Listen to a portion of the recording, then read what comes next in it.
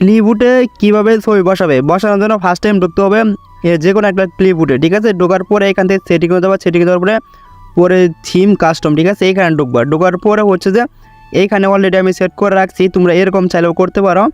আর যারা নতুন তারা প্রথমত ওই যে ক্রিয়েট ইউর থিম, ঠিক আছে, এইখানে চাপ দিবা। চাপ দেওয়ার পরে হচ্ছে যে এইখান থেকে মানে তোমরা যে কোনো একটা ছবি সিলেক্ট করে নিবা, ঠিক আছে।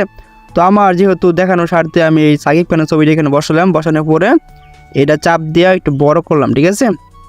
তারপর এটা মাপ মতো বসে দিলাম, বসানোর পরে গ্রুপ উপরে লেখা আছে এখানে চাপ দিবা। চাপ দেওয়ার পর হচ্ছে যে ছবিটা কিন্তু বসে গেছে। তো এখন তোমরা চাইলে এখান থেকে নিচে দেখো যে ব্রাইটনেস লেখা আছে, ঠিক আছে, এইখানে চাপ দিয়ে তোমরা ব্রাইটনেস বাড়াইতে পারো, এইখানে আবার এদিকে চাপ দিলে কমাইতে পারো, ঠিক আছে। তো এটা তোমরা মাপ মতো রেখে দেবে, তো আমি আমার মাপ মতো রেখে দিলাম। তো তার নিচে লেখা আছে কিওয়ার্ডস, ঠিক আছে, এইখানে তোমরা মানে লেখাগুলো, ঠিক আছে, মানে কালারফুল করতে পারবো, লাল নীল সবুজ সব রকম কালার আছে, তোমরা চাইলে বসাইতে পারো, ঠিক আছে। তো আমার এগুলো ভালো লাগে না, তো আমি তারপরে দিয়ে রাখলাম।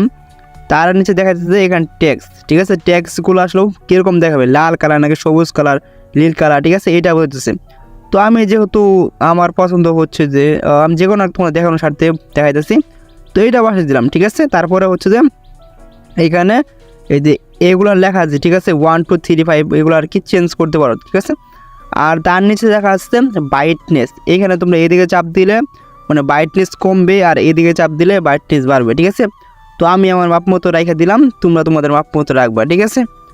তো রাখার পরে হচ্ছে যে এইখানে তোমরা ব্যাকগ্রাউন্ড, ঠিক আছে, এই যে সাইডগুলো দেখতেছে এইখানে ব্যাকগ্রাউন্ড, এটা তোমরা চেঞ্জ করতে পারবা, ঠিক আছে।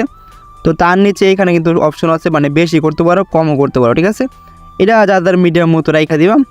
তো দেওয়ার পরে এগুলো তোমরা দেখে নিবা, টেক্সট মিক্স কীরকম যা আছে সব কিছু তোমরা দেখে নিবা, ঠিক আছে। দেখানোর পরে উপরে যে সেভ অপশনটা আছে, ঠিক আছে, এইখানে চাপ দিবা, তাহলে সেভ হয়ে যাবে, ঠিক আছে। সেভ হওয়ার পরে যেমন তোমার দেখাইতেছি এখন কীরকম হচ্ছে।